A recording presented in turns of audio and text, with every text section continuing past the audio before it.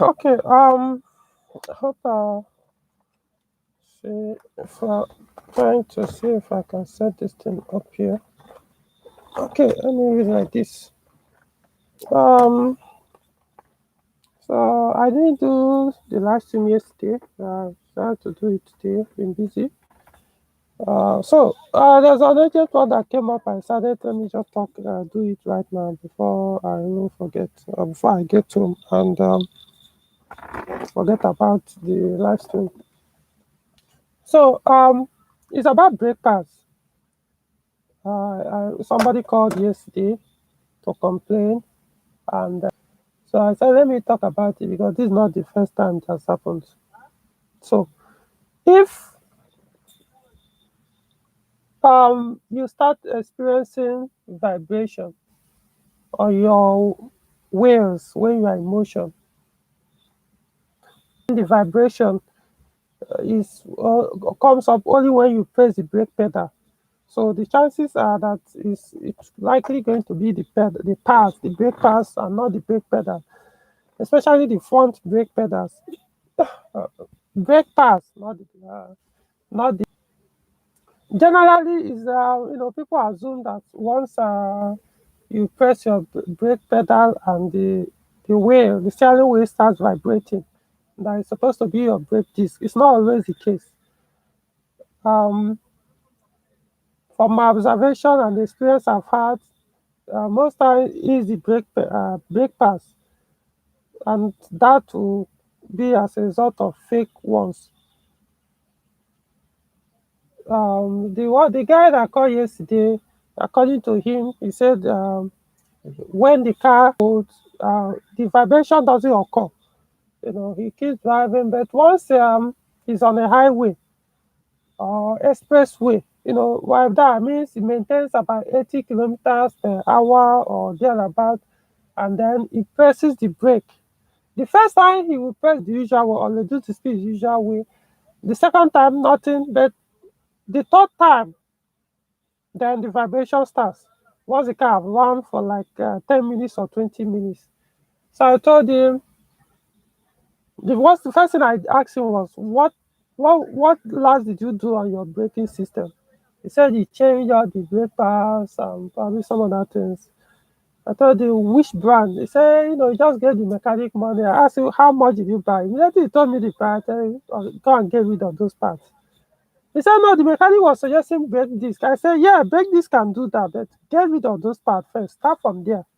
I'm telling you from an experience for someone who has been working on other people's car and also have experienced that thing. Always the brake disc. That's the reason why I'm doing this video. Don't go and waste your money, changing your disc. Yes, disc can do that, but start from the least. That's actually sometimes as expensive as the brake disc anyway. But imagine when you go and buy a brake disc and still put back the same old disc or old brake pad that may even still damage the disc. Then what's the point? So my advice, see, there's a time I did a video, I think sometime last year, and I asked people, see, anything that has to do with the front braking component, especially the caliper, the disc, make sure that whatever you have there is original. Make sure anything you have there in the front that has to do with the braking system is original. Don't even compromise. The front end of the Peugeot cars, at least generally all cars, is what actually do the hard braking of the vehicle. That's the rear of the car. Yeah, it's still it's part of the brake, but it's like it handles like maybe 10-20% of the whole braking system or whole stopping distance. But the front is one that handles the most part of the braking, the stopping distance or the braking distance. So make sure the front ones are original. And meaning at least the least of them is the brake pads. If the brake pad, one thing I noticed about all these fake brake pads is when you put them, when they are still the brake disc is still cold, it will appear as if it's working. If you drive inside town, that's you just move, stop, move, stop. You won't really feel it per hour. If you touch the brake pad, everything works well.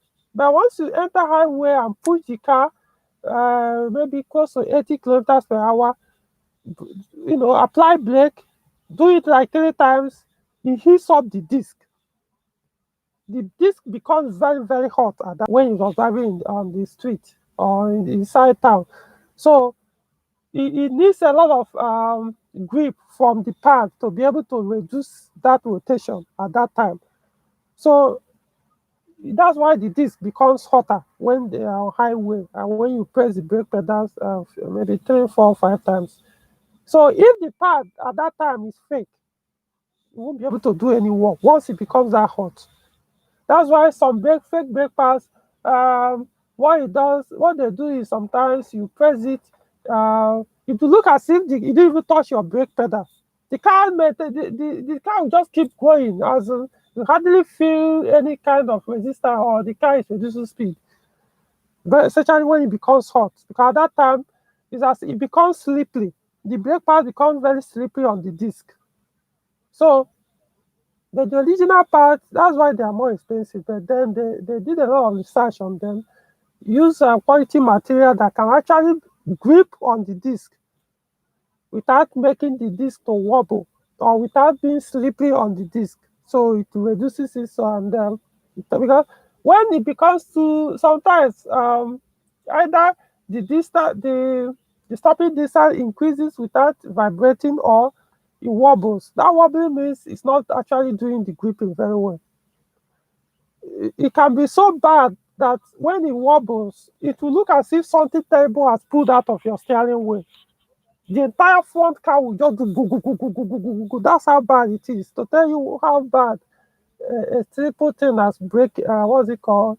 Uh, Fake brake pads can cost to your vehicle. So please be original. There's one brand I trust more when it comes to brake pads. Of course, the first one is get OEM if you can.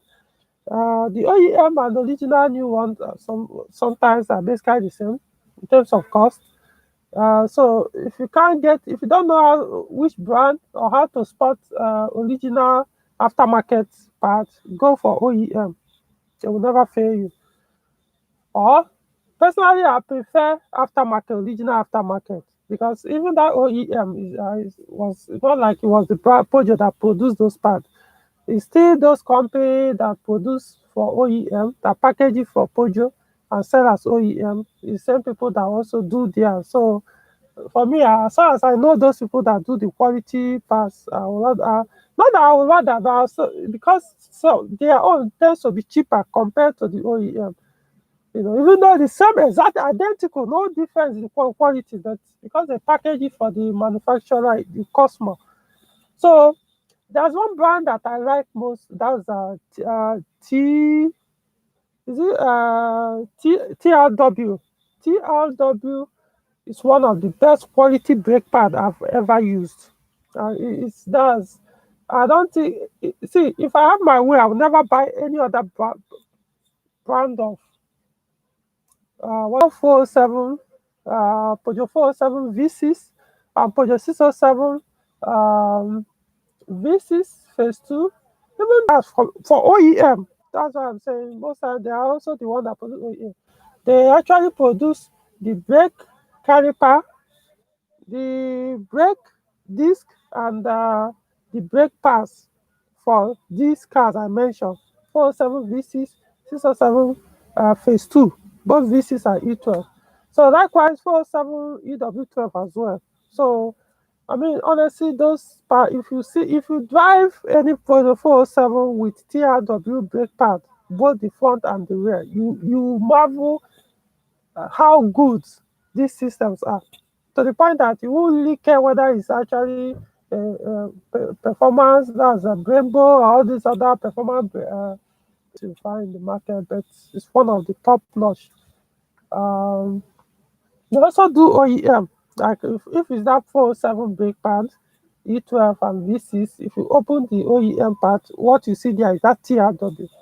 So if you can, you get it. But like I said, they're not that cheap. But if you drive it, you know the difference. Honestly, don't joke with brakes. It's just like two things that are very, very important in automobile: your brakes and your tires. I don't care how bad your engine is. I don't care how bad your transmission is. I don't care how shabby your car looks like. But you see these two things, your brakes and your tires. There are things that keeps you alive on the road. Unless you don't value your life at all. Not a lot of people do anything that goes. Please don't joke with them. Joke with any other thing you can, but not these two. If you can't afford to fix every other part of the car, you can manage, but these two, don't joke with them.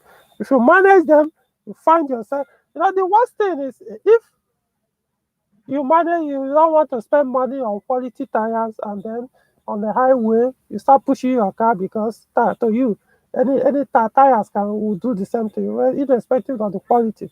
You can do the same speed with the high quality one, and you have a blowout, and you can vehicle somersault, you end up inside dish, and probably from there you die off. It may be even be easier for you, but the worst case is maybe after the whole thing you still survive, only to find that your legs, your hand has been cut off, or your brain, is it vertebra or something has broken, that you can no longer walk for the rest of your life. You have to sit on bed till till your last breath. That's the worst case. I mean, even when people, you see, the idea of people committing suicide is not even there, because you may not even have the strength to even pick up anything. You have to be fed for the rest of your life, lying on that bed. So don't put yourself in that. That's why when people, they always will go cheap in everything. You don't look at the consequences of what if something happened, because you're considering is cheaper. Yes, that's the first thing. As a human being, you react to it or get something cheaper. But there are some things that take priority when it comes to preserving your body, even if you don't care so much about living. But at least if you want to go peacefully. Don't go in agony by putting yourself to a situation where you will be, you. I don't even want to suggest, because this is the last thing I will ever wish anybody. So do your own best. Tires, braking system, please don't joke with them. Starting with your brake pad, buy genuine ones. Um, I think I have a question. I'll just quickly attend here. It's been here since yesterday. The other question, I'll just attend to one or two. Then maybe next time we'll talk about maybe tomorrow or so. Um, this one was posted in the Lion community that I created, so I want to respond to it here. It said, please, can anyone help me? I noticed that my Peugeot or my Lion 607 second battery, the battery inside the boot runs down from time to time. Does it mean the alternator is not charging it alongside the one in the engine bay? Or could there be a problem with the car? Now, Peugeot 607 has, of course, it has two phases. Phase one, phase two. That's 1999 to 2003. Then the phase two, 2004 to 2010. So the phase one is ZENITH. So the ZENITH, some of them have two batteries, not all. So the ones with two batteries, the second battery is inside the boot, not necessarily inside. You have to, when you open the boot, remove this thing before you can access it. That boot, forgetting the name. So we call it service battery. That's the name. So that service battery controls a lot of things. It's not the service battery controls your what's it called, injection system. It controls your fan, your ignition. It controls down your fan in the engine bay that cools the radiator, and I'm not sure if does it control injection system. I can't remember, but I know that's what controls your fan. As far as that, your fan, radiator, cooling fan is there, that's what controls it, and so many other things. So if you are the type that you go and bypass and connect your fan, your 607 Z8 fan direct, you connect it or bypass to make it spin immediately. You switch on ignition, or to spin at high speed. If once the vehicle starts, you're going to always be turning on that battery. Remember, that battery is about it's not even up to 40, I think 30, is it 38 or 35 amps.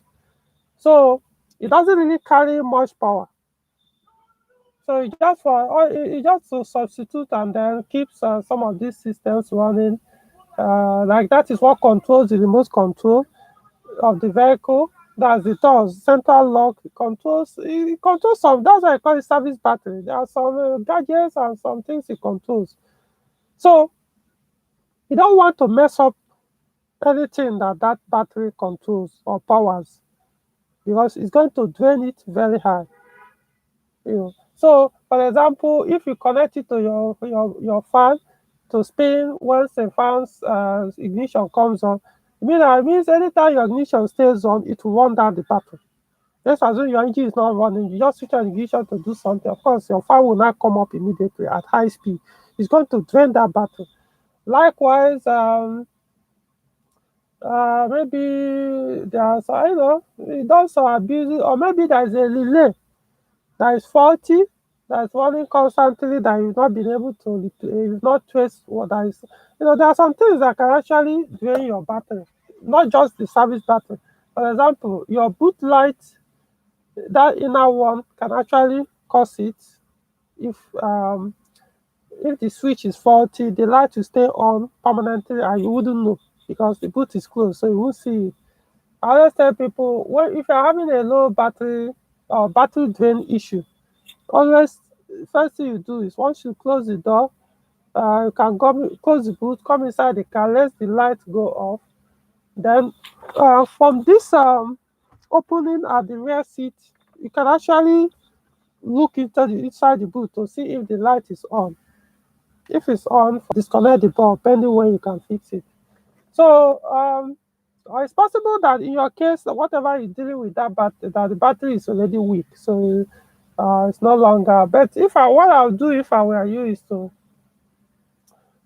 test your alternator first. Use a multimeter to test it. If it's not giving up to 14 volts, then it's going out. It's on its way out. 13.5, it will still running, but then it's on its way out. Anything less than 14 volts, start thinking or working towards getting another alternator, because eventually you get to back out. Even with AC, the 5 running is supposed to still give you 14 point something volts, as far as that ZENITH is concerned. So a lot of things can cause. And the other thing is, I noticed the OEM, the one that comes with the 607, that ZENITH, that battery in the boot, service battery, when eventually fails and you buy the new ones in the market, their terminal, those battery heads, um the ones in the market are not as thick enough to size that one, to size the terminal, those things you plug on the battery terminal. They are not really that battery head. I don't know what to call it. What is it? Terminal head. So they are not thick enough. So you find that when you put the head, those terminals, they will be a little bit loose. I actually tried this several times. I couldn't find one that could be, that could fit in without any other thing. So what I did was I had to look for something to pack it, so that space that stays, is taken care of. So it cannot tighten it and it becomes firm. If it's not firm enough, no matter what you do, it will be losing charging, because as the alternator is running, it will be the battery is sending charge to the battery, so it will not. If it's not firm enough, it will not charge it very well. So you have to be sure that it's well tight, and also confirm that the battery is okay. Um, there are other ways you can do that. That battery, if you want to know if the battery is good enough, you can put it in a 307. If you start 307, it means it's working. Or if you start with the 206, it's working. But if you put another kind, I don't think you'll start it, because it's even less than 45 amps. The 307, 40 amps can start the battery. It can start the engine, especially 307 with 1.6 liter engine or 1.4 liter engine. That is TU5JP4 and TU3JP.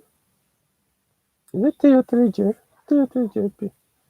Then likewise 206 with those there 1.5, 1.6 liter petrol engine. Yeah, those battery can start. Yeah, it can start. So, but if you put it on this thing, the engine, it may crank the engine, but it won't start because the speed will not be enough to start the engine. So, you know, so many things can cause it. If it's discharging, but like I said, normal thing when the battery starts discharging overnight is usually a sign of weakness. It means the battery is weak. However, uh, it's not like I'm there to know if the battery is well fixed and or if there's anything that's draining your battery. Like I said, if you connect your battery direct to the fan, it will also be having effect. No, the battery is actually connected directly to the fan. It's the fan that powers it. But if you want the fan direct to make it come up every time you switch on ignition or every time you start the car, it comes up at high speed, it's going to be having effect. So if this car starts, yeah, it may not have much effect on the battery when you start. But if you connect it to come up with the ignition on to drain the battery. But however, even at that high speed, I wouldn't recommend that. Meanwhile, the car has two, any Peugeot 607 ZE that has that service battery, that's two batteries. It has two big fuses that controls the power supply to the battery from the alternator. Um, of course, there's one um, Mazzi, they call it Mazzi fuse. There's one in the engine bay directly behind the battery. You see it is 50, is it 50 or 40 amps fuse? Very big one. So if you disconnect it, it stops sending power to the alternator, will no longer charge the battery at the back and in the boot or the service battery. Then when you open that, you open your boot and open the, gain access to that service battery. There's another fuse box, another fuse there again. They call it the same size or identical fuse that is also in the engine bay. You also see it there as well. So it's also 50. So also you need to check those two to be sure that they are not burnt, that probably they were burnt and now somebody now use this wire to join them together. Because if that element, if that wire they put there is not up to that 50 amps, there's no way to supply enough voltage to charge that battery. So you need to, if it's burnt and done something there, put something less than 50, go and get it. It's supposed to be 50. At least minimum 50. I don't, is it 40? No, I think it's 50. So make sure it's 50. Then don't put wire. Remove all those things. Go and get 50. If it's cutting, then it means there's a bridge. It means the cable, most likely, the cable from the front, there's one big cable that one connects um, that battery to the front battery. So that while the alternator is charging, as current is flowing to the front battery, it's also going to the rear one. So make sure it's 50-50. But if you put it and it cut off immediately, put it and the fuse blows immediately, it means that wire, that cable is touching somewhere on the body. But if it's touching, it won't even charge it at all because it will cut. Once it blows the fuse, the battery will not charge. Um, so that's the thing. So in fact, the simplest thing, just check your battery. That's the first thing. Check. It's likely the battery is already dying. So just a question of time. Means if you leave it overnight, by the next morning it discharges. Unless there's a parasitic battery drain that is affecting it. That's the only thing I can say. Um, I don't know. Okay, other than that, maybe any other. I see have other questions that came in that I've not responded to. Maybe those ones can deal with it tomorrow also. But at least, see, for the most important thing is buy original brake pads. This it's not worth it. Especially, see, if you start doing that when you are using fake brake pads and it start affecting the stability of the car when you're on high speed, you press your brake pad and you do go. It actually affects the CV joint over time. Sometimes it makes it will even not necessarily pull out, but it will damage the or scatter what Nigerians call spider. Those bearings inside the CV joint. CV joint is what Nigerians call inner cup, outer cup, all those stuff. for the front wheel drive.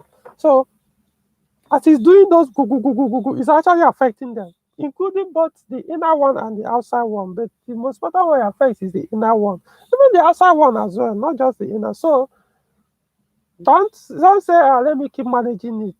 By the time eventually you get that bad, you have other things to fix that will cost you more. Get original front brake pads. Even if you want to manage, maybe you can manage the rear ones, because like I said, the rear ones only take care of maybe like 10 or 20% of the whole braking system or the whole braking distance of the vehicle. The front one is what takes most of the work. Well, when you look at it logically, is it common sense? Don't even know what to say. You could see when you're high speed and you brake suddenly or to stop the car very rapidly, you see that the front end will go down. The front end of the car will go like this to show you that that's one that is taking more pressure, that's doing most of the work. The rear one will pull up, so sort of to tell you this. So, and you also see that the front brakes, the caliper is usually bigger, the brake disc is also bigger, and the brake pads are also bigger. Almost all Peugeot cars. I can't say anything about that brand of car, but generally they should be the same. So don't joke with the front ones.